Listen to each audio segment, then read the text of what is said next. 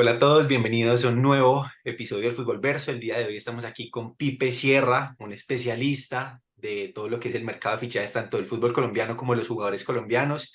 Pipe, muchísimas gracias por aceptar la invitación aquí al Fútbol Verso y bueno, bienvenido. Gracias a ustedes, chicos, por tener aquí en Fútbol Verso. Bueno, después de mucho pudimos hablar y qué placer estar aquí con ustedes y poder hablar de fútbol, de lo que nos gusta. Quiero que sepas, Pipe, que eres el primer periodista que tenemos invitado a nuestro canal.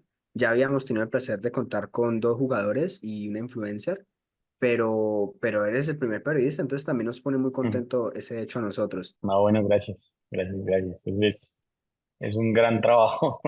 Bueno, Pipe, ¿y cómo nace tu pasión por el fútbol? Desde chiquito me imagino que te gustaba el fútbol, pero ¿cuál es ese origen que tú dices, de pronto me quiero dedicar a algo relacionado con el fútbol"? Y mi abuelo era comentarista en Santa Marta, muchos lo recuerdan. Yo no tuve mucha cercanía con él porque él vivía en Santa Marta y yo en Bogotá, pero yo siento que a través de mi papá me empezaron a gustar mucho los deportes. Entonces me levantaba a los 6 años a ver las carreras de Juan Pablo Montoya a las 3 2 de la mañana, 6 de la mañana. Y eso se quedó ahí. Y no solo a través de la Fórmula 1 sino del fútbol internacional, porque después seguramente de una carrera en un partido de la Aston Villa con Juan Pablo Ángel.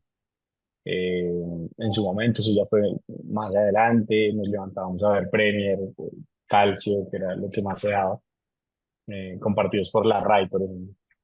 Y siento que a raíz de eso, más o menos a los 8 años, jugando PlayStation solo en la casa, porque yo no tenía hermano, mm, me gustó comentar partidos como si estuviera o narrándolos, era pues una actividad de niño, creo yo.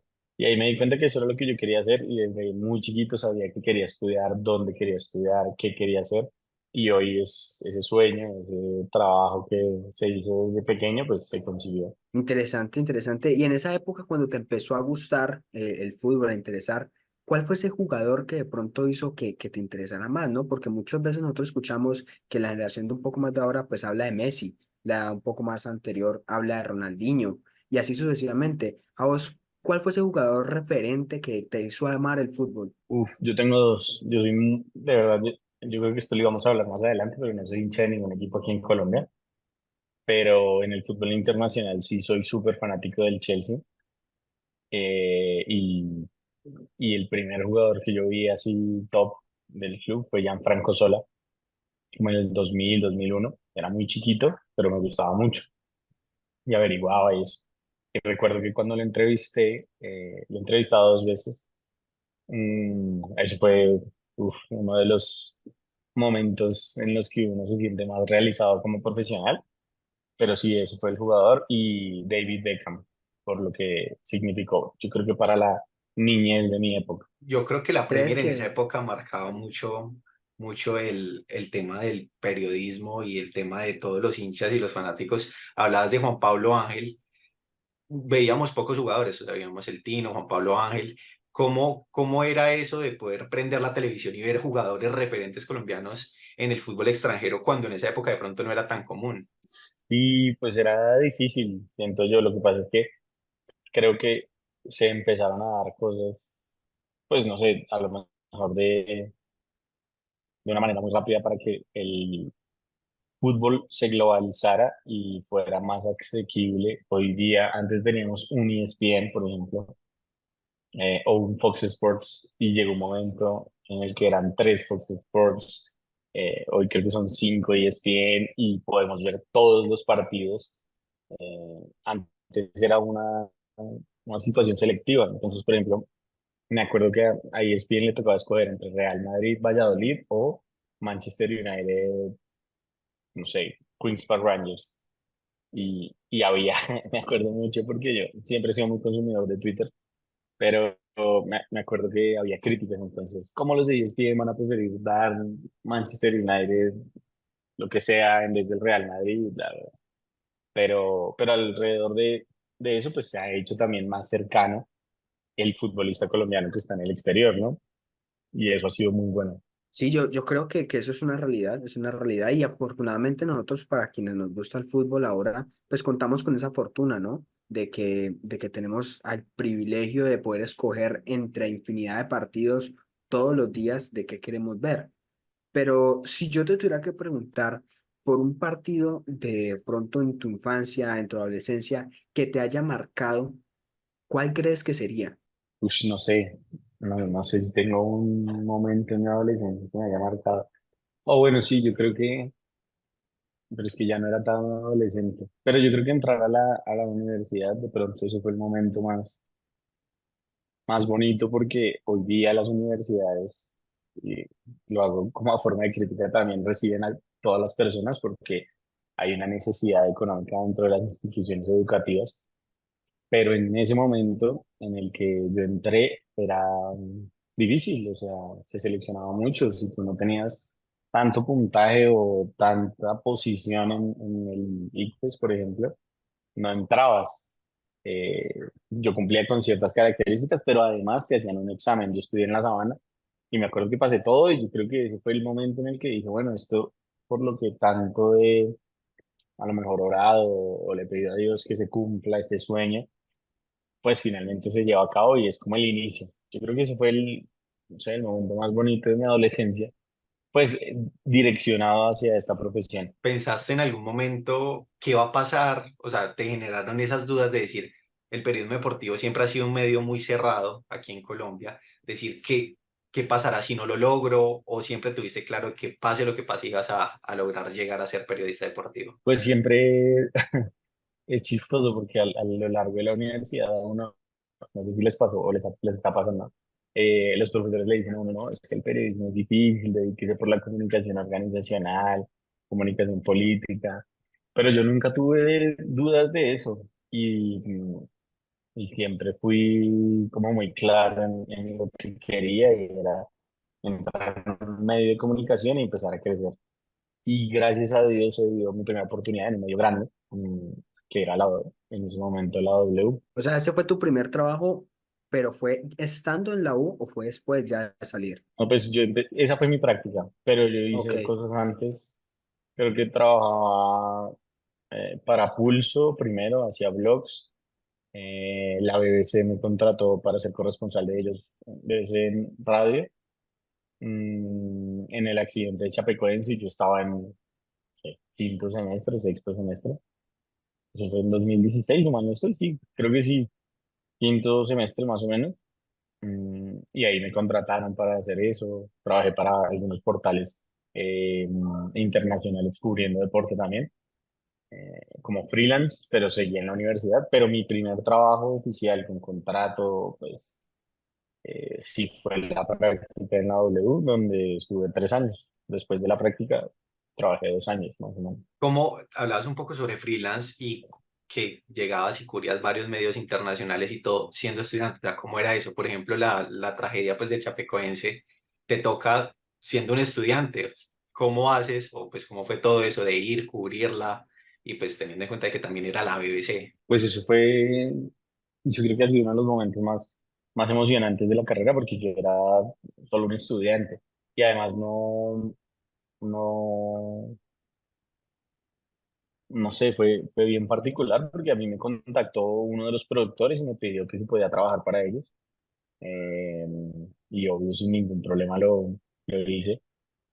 Pero sí fue de los momentos más bonitos de la carrera porque uno como estudiante y de una vez hacer cosas para uno de los medios más grandes del mundo, si no es el que más grande es, pues fue muy llamativo. Pero todo fue porque me di a conocer en medio de redes sociales. Y uno de los productores de ese programa me conocía y me contactó y vio que yo estaba cubriendo información constante en Twitter sobre lo que estaba pasando. Le gustó, me llamó y bueno, ahí se dieron varios despliegues informativos. A mí me llama la atención eso que mencionas de que pues esa oportunidad surge porque te das a conocer a través de redes sociales. Ese pues, descubrimiento que realiza la BBC a través de tu redes sociales se da por una marca personal tuya, porque trabajas en algún medio de pronto independiente, o cómo surge eso. No, yo trabajaba pues en Twitter normal. que pasa es que tenía otra cuenta personal que después me la bloquearon. No es la actual, pero sí me la bloquearon, creo que porque subí una canción de un mundial y terminé quitándomela. Eso fue otro drama, pero sí tenía como 30.000 seguidores en esa cuenta. Pero cubrí todo el tema de Chapecoense y yo creo que sí, uno se hace una marca. O sea, yo hoy leo mucho a los medios de comunicación en los que he trabajado, pero siento que un gran porcentaje, la marca que yo he construido es a través de redes.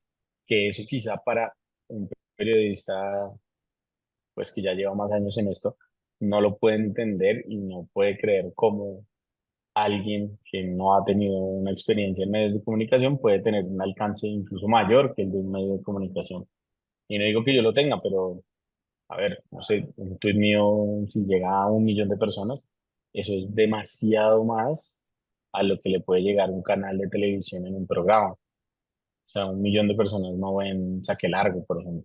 Sí. Eh, pero bueno, esas son posibilidades y también un medio en el que estamos descubriendo que yo siento que Colombia está muy atrasado en eso. No, y mira que, por ejemplo, vos en tus redes sociales manejas un muy buen número de seguidores, pero Twitter es la que destaca por mucho más, ¿no? Y eso también, hay mucha gente que tiende a infravalorar Twitter, ¿no? Y que es por, tal vez por el medio del desconocimiento, que no conoce muy bien la red social y la potencia que puede llegar a tener. Y en este mundo de la comunicación, del periodismo, creo que Twitter es realmente importante y en ese tema de noticias, de primicias, de actualidad creo que es lo más importante. Entonces, ese boom que vos has tenido, sobre todo en Twitter, pues también invita a pensar a los medios tradicionales de poner la mirada en estas nuevas, estos nuevos formatos, los nuevos periodistas están tratando de surgir a través de estas plataformas, ¿no? Sí, sí, sí, yo sí siento que mucha gente le da muy duro a X ahora eh, y lo por debajean y tal. Y es cierto que no tiene tanto impacto en números de personas, pero, pero es una fuente oficial e inmediata en muchos aspectos. Entonces, eso ha sido bueno, pero a ver, también es cierto que lo que pasa en Twitter no es la vida real como creen muchas personas. De todas maneras, sí siento que los medios de comunicación sí tienen que orientar ciertas prácticas hacia lo digital. No es solo cuestión de leer comentarios de las personas en sus programas de televisión, sino, y tampoco transmitirlos, sino hacer programas netamente digitales en los que tú puedas trabajar eh, para ese mercado, es decir, para nosotros los jóvenes, los millennials, los centennials, no sé, el fútbol está siendo dejado de lado, y no por todos, pero, pero sí siento que hay prácticas digitales que se pueden empezar a establecer para que no se pierda ese público. Ahora, otra cosa es que la gente cree que, o sea, a todo el mundo le gusta el fútbol. Es una gran mentira, porque es más probable que si yo doy una noticia política tenga 8 veces más interacción a una noticia de fútbol. Y eso, pues no sé, la gente como que no lo entiende. Puede ser más importante quién va a ser el próximo ministro de Defensa mm, que quién va a ser el próximo entrenador de la selección Colombia. Y si ustedes hacen el análisis, estoy seguro que va a tener más producciones, visualizaciones, interacciones, la noticia del ministro de Defensa a quién va a ser el próximo entrenador de la selección Colombia. Pero eso, la gente que está en este medio no lo entiende. Pero bueno, sí son las situaciones, sí son, pues son diferentes fuentes y el entretenimiento, así como el fútbol o los deportes, tienen otro rincón aparte en medio de esta globalización de tantas noticias, orden público, política. Dentro de este mundo digital encontraste, digámoslo, por así decirlo, tu nicho, que es toda esa parte de las fichajes o del mercado de fichajes. Y creo que ha sido un boom a nivel Colombia y todo porque has aprovechado tanto Twitter como Instagram para poder dar cuenta de todos esos fichajes del fútbol colombiano. ¿Cómo es ganar esa veracidad que de pronto a veces por redes sociales es muy cuestionada acerca del tema de los fichajes? Eh, Dices cuestionada como el hecho de cubrir mercado de fichajes O sea, del hecho de que a o veces llegan y hay periodistas que dicen, no, tal jugador va a estar o va a llegar, no sé, por ejemplo, al Deportivo Cali. Y empiezan a decir, no, que esto es humo, que no sabe lo que está hablando. y a la hora de la verdad se terminan concretando esos, pero es cómo jugar con ese público tan feroz, digámoslo por así decirlo, de las redes sociales en términos de la información. Yo he aprendido muchas cosas en esto y creo que en el último mercado, con dos errores que cometí, aprendí mucho más, pero, pero creo que lo más llamativo es em, saber en dónde tienes el manejo de la situación y en dónde no, porque todas las negociaciones son cambiantes y lo que hoy está cerrado puede que mañana no.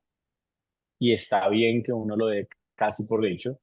Y ahí está también el juego de palabras que uno puede usar, pero pues no es solo jugar con la situación, sino decir la verdad. Es decir, estaría muy cerca de firmar, porque ya llegaron a un acuerdo verbal, ta, ta, ta. Eh, pero hay situaciones que se pueden salir porque sí, porque, no sé, Wilker Fariñez no pasó los exámenes médicos y yo dije que iba a ser el nuevo portero. Pues yo no puedo manejar las piernas de Wilker o las decisiones directivas del médico de Atlético Nacional u otras cosas. Mm, y uno tiene que ser muy hábil en muchas situaciones también porque los clubes saben manejar mucho la información, eh, y en eso también hay que tener cuidado. Y yo creo que me dediqué a esto porque nadie más lo hacía. Lo he dicho en otros espacios, pero siento que nadie más lo hacía y las personas que a lo mejor lo estaban haciendo eh, se aprovechaban de la información y ese boom que se dio sobre todo después de el gran crecimiento que tuvo Fabricio Romano, mm, que de hecho era, o sea, no sé, yo lo seguí cuando tenía 200.000 seguidores y ya era mucho, pero no era tanto como su jefe, porque él trabajó para Gianluca Di Marzio, por ejemplo. Pero siento que eso que estaba haciendo él en el fútbol europeo, nadie lo hacía aquí en Colombia y dije, voy a hacerlo, pero voy a hacerlo bien. Y a raíz de eso, pues podido construir una base de datos, información, contactos, amistades, que te llevan a hoy tratar de tener o sea, a lo mejor un panorama más claro de qué está pasando con las negociaciones. Y yo hoy puedo decir que tengo más información en mi cabeza que la que puedo publicar, a lo mejor. Son muchas cosas que tú te enteras y terminas sabiendo y a veces no las puedes decir incluso, no sé, por protegerte a ti mismo. Pero es chévere, este mundo es maravilloso y ha sido muy bonito hacer parte pues de algo que ahora mucha gente lo empezó a hacer también. ¿Cuál crees que ha sido, digamos, en este proceso desde que te has dedicado a cubrir el mercado de fichajes, la mayor bomba que has dado, la mayor primicia? Y por otro lado, ¿cuál crees que ha sido de pronto una información que no se ha terminado dando y que te han dado palo por ello? Uf, ambas se dieron en enero, pero yo estaba empezando en esto, llevaba 6, 7 meses. Yo antes cubría solo fútbol internacional, a mí el fútbol colombiano no me gusta, pero empecé a darle seguimiento a muchas situaciones con agentes y una de esas era la de Luis Díaz. Entonces yo sabía literalmente todo lo que estaba pasando con Luis Díaz. Y me dediqué a cubrir qué pasaba con Luis Díaz, qué pasaba con Luis Díaz, porque todo el mundo sabía que Luis Díaz se iba a ir del Porto.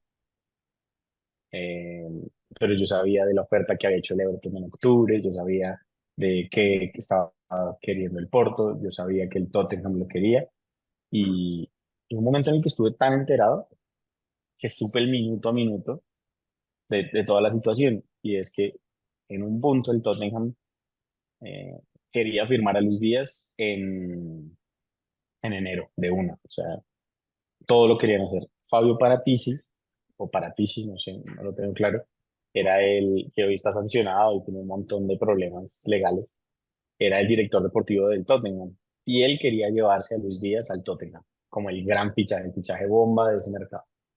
Y lo estaba haciendo con uno de sus mejores amigos, que es Jorge Méndez. Pero Jorge Méndez, la condición que le ponía a Luis Díaz de llevarlo al Tottenham era eh, pues que firmara su contrato de representación con él. Esto no, o sea, no estoy inventando nada, todo eso está escrito, hay miles de crónicas en Inglaterra que han contado esto, pero pues ya, pues les puedo contar la historia tal cual yo la viví.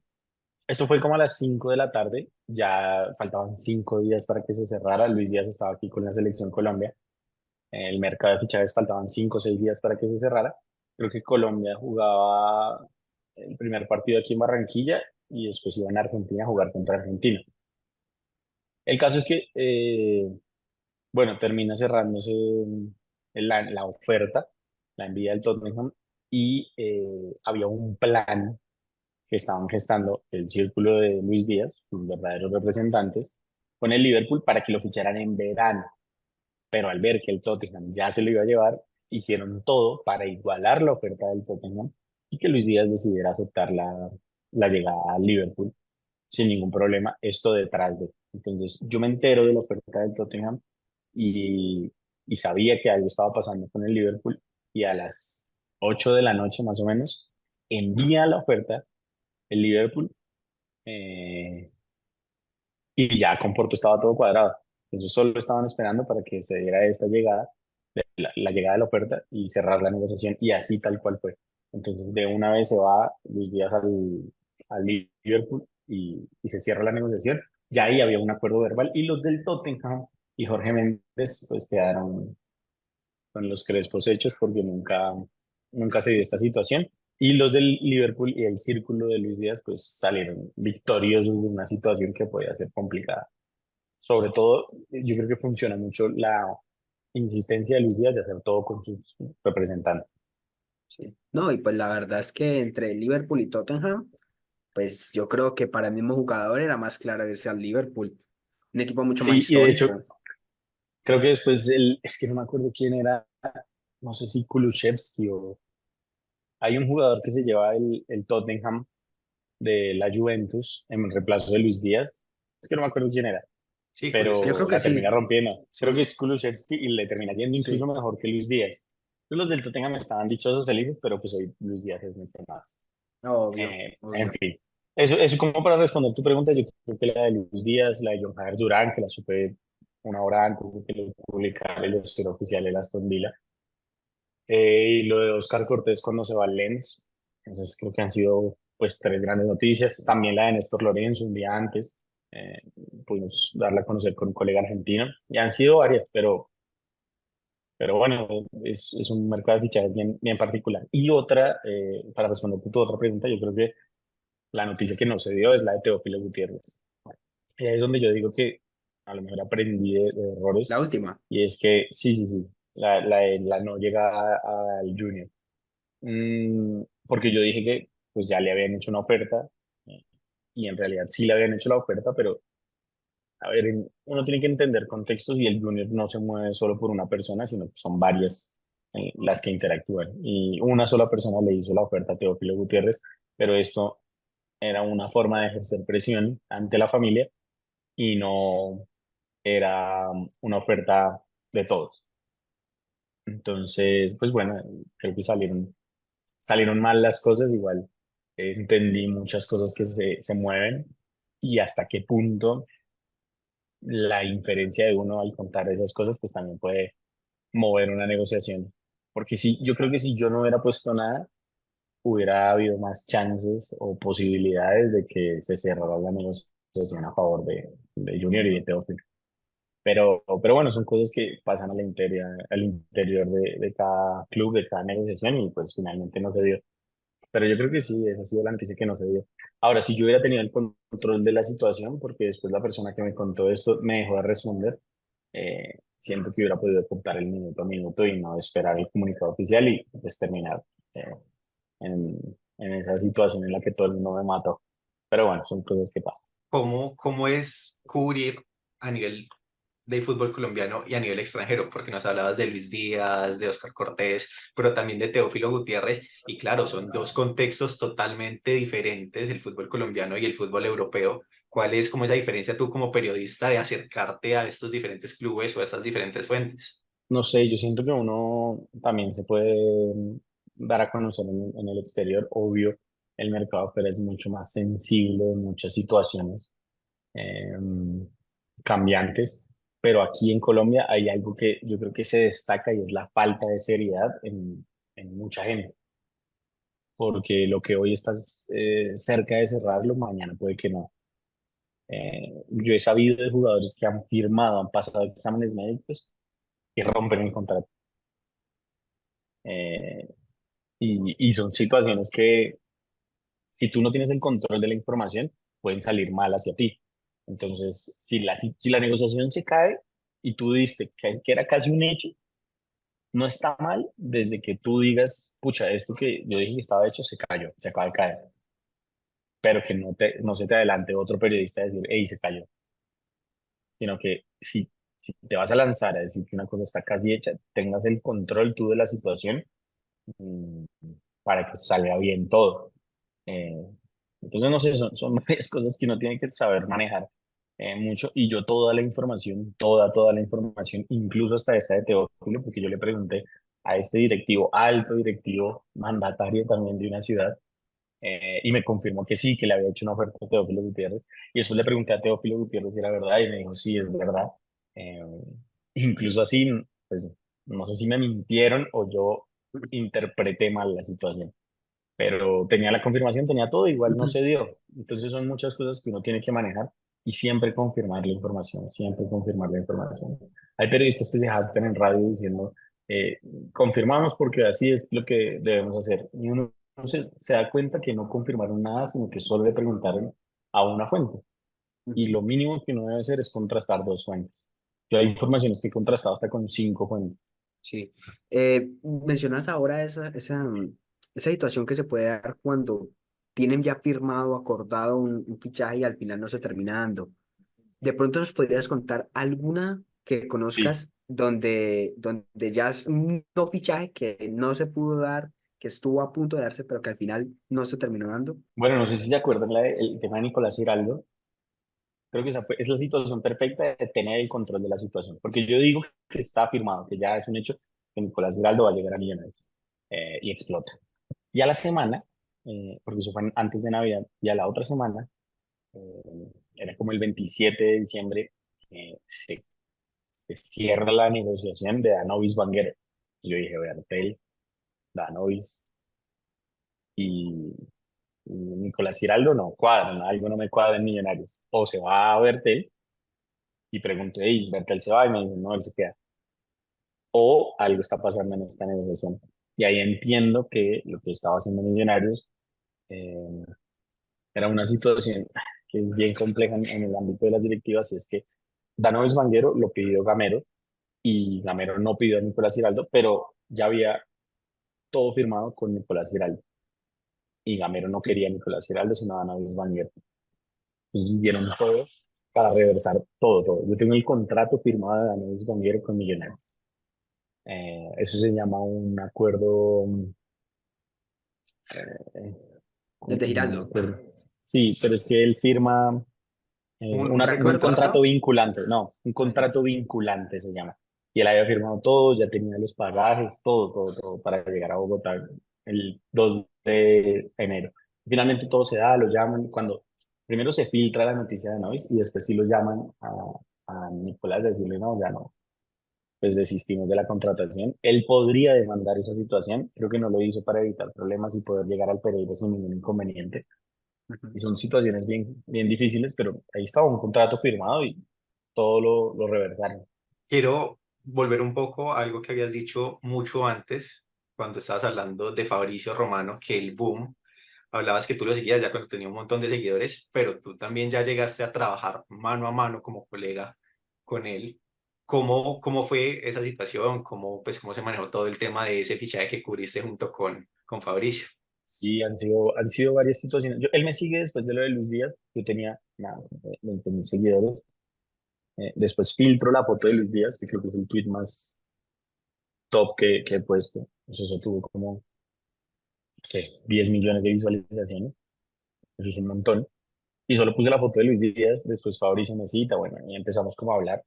Eh, y es muy chistoso, es que les podría mostrar, pero no tengo cómo en este momento. Pero la primera persona que le escribe a otro es él. Él me escribió como felicitaciones por tu buen trabajo, Pipe. Y yo estoy soñando. Además, yo me había roto el brazo, estaba incapacitado, estaba como en terapias. Me acuerdo que yo estaba como en el baño y vi el mensaje y fue como, ¿qué es esto? Y ahí empezó, después cubrimos el tema de James, su llegada al Rayán, eh, lo de Davinson Sánchez a Esparta que no se dio. eh, y así fueron varias situaciones y hemos hablado mucho con Fabricio. Pero eso es como algo real, es como, sueño hecho realidad, pero sí, es una persona bien normal, habla mejor español que yo. Mm, es nice, toda esta situación es muy, muy chévere poder interactuar con alguien que tiene tanto poder. Eh, Igual es difícil contactarlo también, o sea, yo trato de invitarlo a Win Sports un montón de veces y supongo que por su agenda y pues, no sé, supongo que Claro. es mejor hablar en Alemania que salir aquí en Colombia. Algún día espero. No, es que yo creo que Fabricio debe andar cercano a los 20 millones de seguidores en Instagram. Eso es una No, barbaridad. él sí, es increíble. Yo una vez me puse a hacer el ejercicio de actualizar cada 5 segundos cuántos seguidores subía y es algo como, no sé, 1000 por cada 5 segundos. Sí, Es no, sí, impresionante. brutal. Brutal, y sobre todo en el mercado de fichajes, ahí es donde más crece, y él lo ha dicho, ¿no? Que en esa ventana no duerme prácticamente. Entonces eso, Sí, eso es sí es cierto. tenaz. Eso es difícil incluso llegar a dormir. Yo hay días en los que ya no doy y uno se cansa. Yo he estado 12 horas con el celular. O sea, el promedio es que le muestro el celular 12 horas. No me imagino el de él, creo que una vez lo mostró, eran como 14 pero ya 14 no, Sí, pues no me da la vida. Es difícil. sí. Y Pipe, aparte de Fabricio, ¿cuál es el contacto más importante, más famoso que tenés en tu celular? Eh,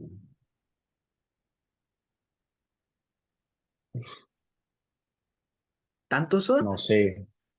Es es que que, ¿cuál sí, puedo decir? ¿Cuál puedo lo que pasa decir? es que hay muchos que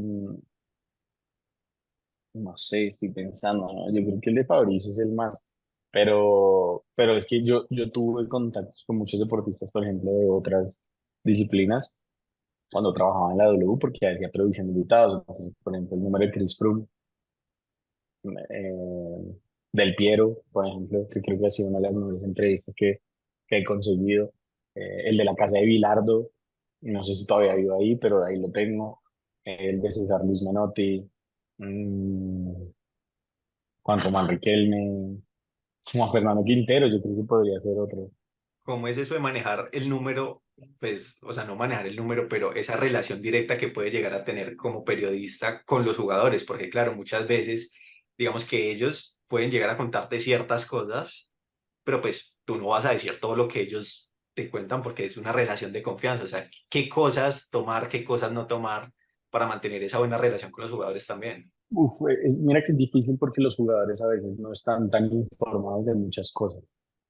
Eh, Hace poquito hay un jugador que se fue al exterior, no les puedo decir quién, porque si les digo sabrían de uno, ni les puedo dar pistas, pero yo sabía cuándo iba a viajar él, a qué equipo se iba, cuántos años de contrato iba a firmar, y yo le pregunto a él, y ahí sé que hay una confianza, y él no tenía ni idea de nada, nada, nada.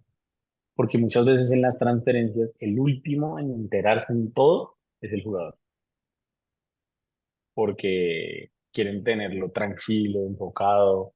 Entonces estas situaciones ellos no las saben, sino hasta que pasan. Le dicen, bueno, mañana viajamos. Y literalmente fue así, fue el sábado y el lunes ya él tenía que viajar. Pero bueno, ¿no? Esas son cosas que pasan. Y no hay que creerle todo a los jugadores porque ellos tienen muchos intereses en quedar bien, en X o Y situación, y incluso a todo el mundo. Pero en particular a los jugadores porque ellos muchas veces no están tan enterados de las cosas. En eso hay que tener mucho cuidado. Pero el tema de la confianza, yo creo que eso se construye. Antes era, por supuesto, más difícil para mí que hoy en día. Hoy en día es muy probable que yo le escriba a un jugador y ni siquiera, o sea, muchas veces yo siempre me presento, hola, soy Pipe Sierra, periodista de Sport, y de una vez son como, uy, Pipe Sierra siguió, no sé, ¿sabes?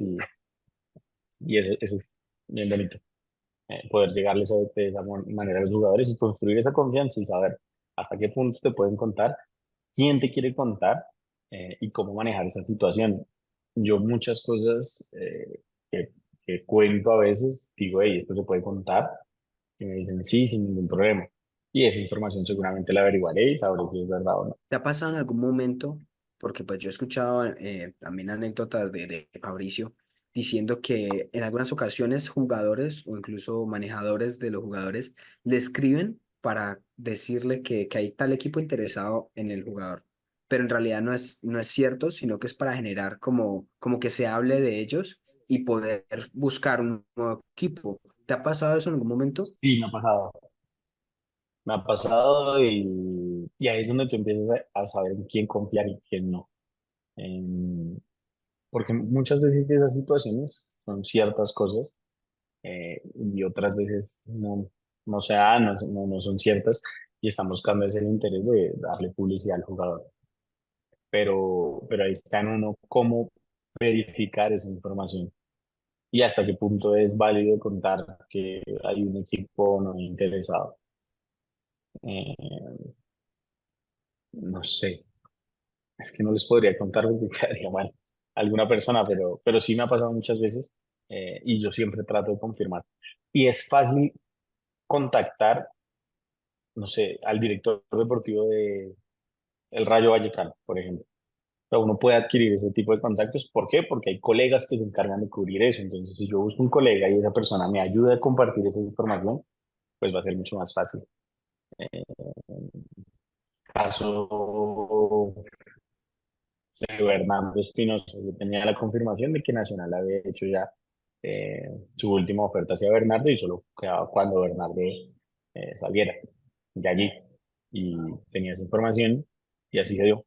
Pero la confirmación la tuve de un colega que se encarga de cubrir el Girona a día de hoy. Entonces es como uno puede interactuar con otros colegas para compartir esa información y llegar pues a la verdad que uno está esperando. Pipe, y el tema de los rumores, o sea, porque pues hemos hablado mucho de fichajes que están como a puertas de confirmarse, pero hay muchos rumores, por ejemplo, en un momento Yasser mismo estuvo ligado al Barcelona. ¿Cómo se maneja todo eso? Porque básicamente eso es durante todo el año hasta que llega la ventana de transferencias y que ahí sí se pueden dar como confirmaciones un poco más verídicas de lo que va a pasar. Bueno, digamos que con Yasser tengo una fuente muy cercana a él, ¿no? Hace parte de su familia y, y ese tipo de cosas yo las puedo confirmar rápidamente. Cuando yo sale la noticia de lo del Barcelona, yo le pregunto a esta persona y me dice, "No, nosotros no tenemos ni idea, o sea, no hay nadie que se haya acercado a nada. Lo único que ellos tenían claro es que las dos ofertas que rechazaron en el último día de la ventana de transferencias, que era Everton y otra era el Sporting, eran buenas ofertas, a más de 10 millones de euros, mm, o de libras mejor, y ellos la rechazan, es porque saben que en verano y después de la actuación de Yasser, seguramente, o en Copa América, o en los amistosos de selección, se va a potenciar muchísimo. Y el Watford tiene ya en su plan de trabajo vender a Yasser en junio. Es una situación que hay que darle seguimiento, pero ¿qué va a pasar? Va a pasar. O sea, no, y va a ser una de las ventas más altas, yo creo que de futbolistas colombianos. No digo la más alta, pero va a ser una de las seguramente 10 más altas en términos de números, porque es un joven, tiene 19 20 años, creo. Mm, Entonces, ahí es donde uno empieza a confirmar, porque obvio, hay muchos rumores que llegan en redes sociales y uno siempre trata de confirmar, y hay colegas que les molesta muchísimo que uno confirme las cosas, pero es que sí, son tantos los colegas que se encargan de vender tanto humo, pues yo creo que la gente lo mínimo que espera es que alguien confirme o desmienta ciertas informaciones. Claro que si uno se dedicara a desmentir, yo creo que no podría dormir. Sí, sí, sí, sería así. Pipe, te iba a preguntar, hablas de que seguramente Yasser salga ahora en junio y que sea una transferencia alta. ¿Cuáles son los equipos que han estado interesados en Yasser o que han preguntado por él que pueden significar un boom? Uf. Por ejemplo, el Barcelona sí viene siguiendo a Yacer hace mucho, pero no hay nada, nada, nada. Es como el tema del Liverpool y Mantilla, que hay Mantilla. Vinieron a verlo una vez en Bogotá, una vez, y ya. O sea, no ha habido nunca más interés. Eh, Cuando estaba en Santa Fe. Y qué equipos podrían estar interesados en Yasser. Hay un equipo alemán muy fuerte que está interesado en Yasser, muy, muy fuerte. Sé que hay un equipo español que también está interesado en Yasser. Y hay varios de la Premier League que están interesados en él. Yo creo que podría darse el tema de Yasser hacia el exterior pronto, muy pronto, pero no en particular. Darte equipos, pues sería, si es que sé que han preguntado como dos equipos por su situación. Y yo creo que es un error y es que le cuentan a él qué equipos han estado interesados. Yo no lo haría si fuera representante, pero bueno, se los cuentan y él sabe qué equipos han estado interesados, pero son muchos los equipos que han preguntado por Yasser, muchos, muchos, muchos, así como son tantos que han preguntado por Oscar Perea, pero son dos jugadores, sobre todo Yasser, que es en este caso, que va a tener un muy buen mercado, un mercado importante y seguramente va a dar el salto a un club media tabla para arriba de las mejores cinco ligas del fútbol. Eso sí, sin duda. Pero no darte un equipo en particular, creo que sería vacilar muy fino. Lo del Barcelona Ok, no creo que se dé porque van a pedir, no sé, mucho dinero y el Barça no tiene tanto en este momento. ok. Y si es verdad, ahora que hablamos del Barcelona, si es verdad que en algún momento el Barça estuvo interesado en Luis Díaz. Sí, pero no tenían dinero. O sea, se fue en la Ok, época terrible del Barcelona en la que no podían gastar ni un solo peso. O sea, Entonces como ahora. sí, más o menos. Sí, está sí, apenas la situación económica del Barcelona. Pero bueno, ahí me estaba mejorando a punta de palancas, pero, pero ahí están y se puede recuperar, digo yo, pero necesita sobre todo vender. Y ha sí, sido claro. tan malo su mercado de fichajes que pues, les ha costado demasiado salir de varios jugadores. Pipe, una pregunta más como de opinión personal tuya. ¿Cuál es el top 5 de mejores jugadores de la historia de Colombia para vos? Qué polémica esa pregunta. Que yo haya Sí, visto, sí, Sí, que tú hayas visto. o para mí el mejor, y me pueden dar todo el palo que quieran, pero James Rodríguez. Entonces, ese es mi número uno, sin duda. El segundo, Falcao. A mí me encanta lo que ha hecho David Ospina. Yo ahí pondría el tercero, David. Eh, el cuarto, Mario Alberto Yepes. Siento que significó mucho para mi generación. El quinto podría ser,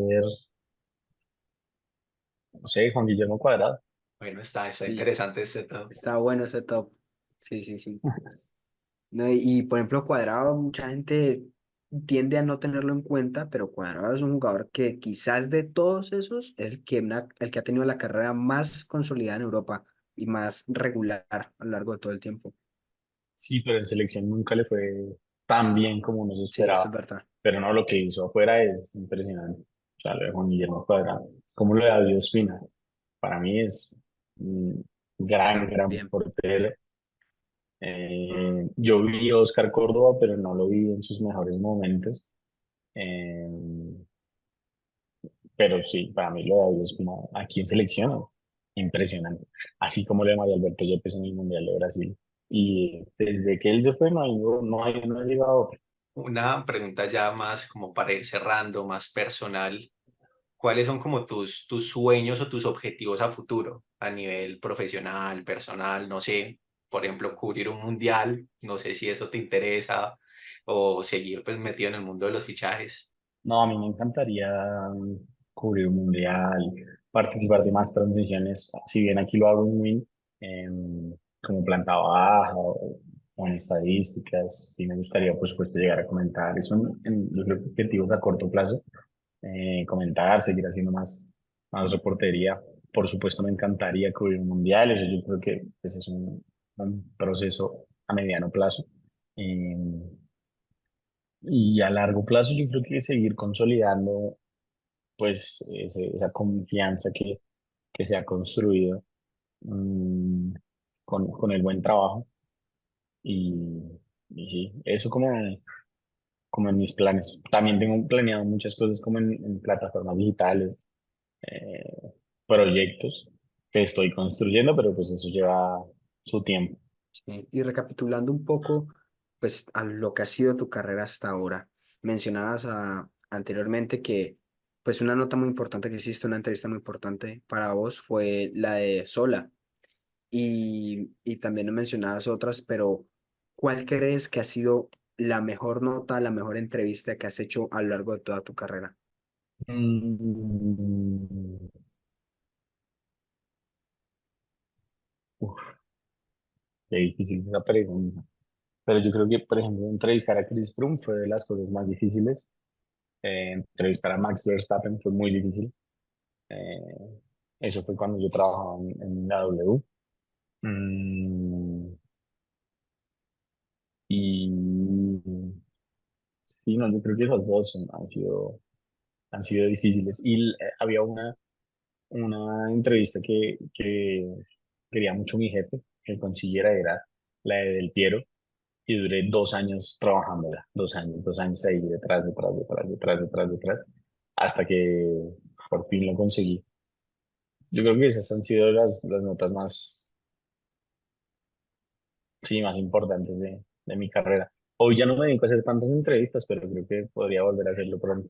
¿Hay alguna que te gustaría hacer, que te haga especial Sí, ilusión? sí, sí, sí, me encantaría entrevistar a John Terry, me encantaría, ¿Por pero qué?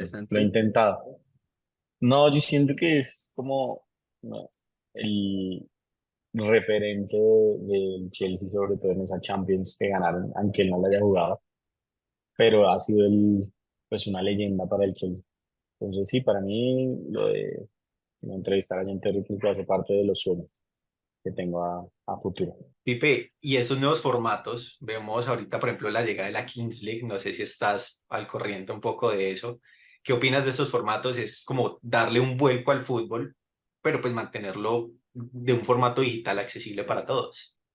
A mí hay una cosa que me ha gustado mucho, es como lo que están manejando y lo llamativo y que se vuelve para un público juvenil, pero siento que no han calculado el tema de la periodicidad. O sea, ni siquiera sé cuántas Kings Leagues llevamos. No sé, tres y dos Muchas. femeninas, creo, tres femeninas, no tengo ni idea. Exacto, pero eso fue que en un año. Sí. Yo siento que deberían dedicarlo a hacer en poco tiempo. Ahora, no sé si por temas contractuales de los jugadores, no tengo ni idea bien cómo funciona económicamente, pero sí siento que se ha perrateado, puedo decirlo, de alguna forma, el no darle una periodicidad para que se vuelva más emocionante. Pero es un formato, pues, ganador. Solo que siento que hace parte del entretenimiento más que desde lo deportivo y sobre todo por quienes lo manejan, pero está muy bien.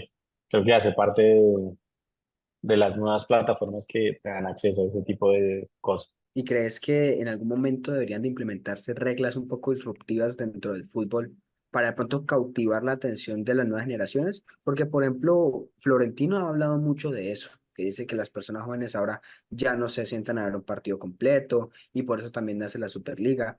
Hay quienes están de acuerdo, otros que no. Yo particularmente estoy un poco en desacuerdo. Creo que el fútbol se sigue viendo bastante todavía y hay que disfrutarlo como es. Pero vos pensás que deberían de implementarse reglas un poco innovadoras o disruptivas para cautivar a esas nuevas generaciones. Uf, es una muy buena pregunta, pero no, yo creo que la esencia debería mantenerse. Y ahí es donde nacen proyectos diferentes como el de la Kingsley, que yo creo que, no sé, me imagino por qué nace una Kingsley League, o una Kings League como la Premier League, por ejemplo. O sea, que el Chelsea tenga su equipo de la Kings League. ¿Se me entiende? No sé. Algo así que podría diferenciar, así como hay equipo femenino, hay equipo masculino, que haya un equipo de la Kings League.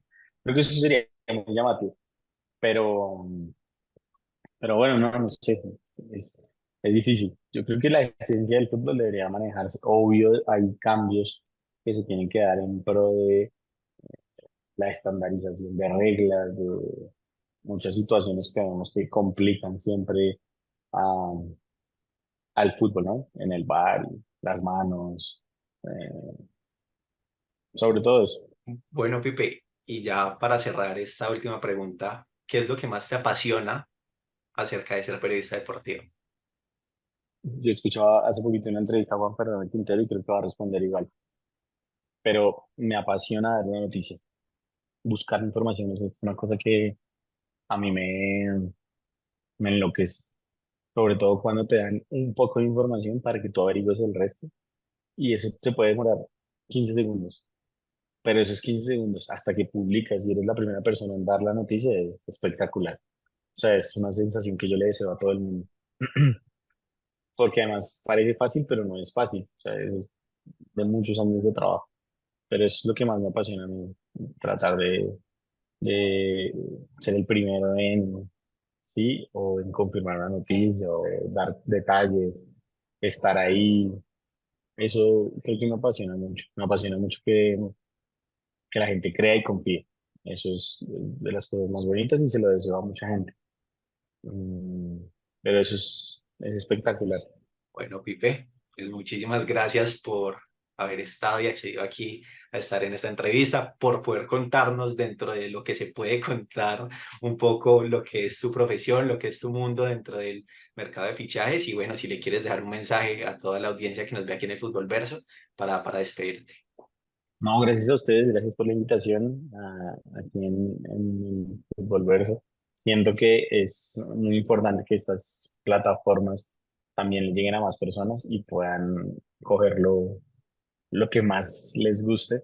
Yo llevo muy poco en esta profesión, pero aprendí un montón y qué bueno que este tipo de espacios ustedes lo lleven a cabo y traten de hacerlo de la mejor manera posible. Mm, ya, y luchen por sus sueños, porque de verdad no hay nada que esté lejos. Todo se puede conseguir, cualquier sueño se puede alcanzar y con mucho trabajo, dedicación, pasión y de la mano de Dios seguramente todo va a ser mucho más fácil. Entonces, mi mensaje es eso, luchen por sus sueños, si quieren ser periodistas, si quieren ser futbolistas, si quieren ser bomberos, lo que sea. Luchen porque no hay nada imposible, nada imposible. Ni aquí, ni en Londres, ni en China, ni en ningún lado. Solo es cuestión de luchar y buscar las oportunidades. Muchas gracias, pues muchas gracias por las palabras. Nosotros también te deseamos muchos éxitos y mucha suerte en todos tus proyectos y bueno, que nuestros caminos se vuelvan a encontrar. Chao, Juan Dani, muchas gracias. Un abrazo. Chao, Pipe. Gracias. Chao, gracias.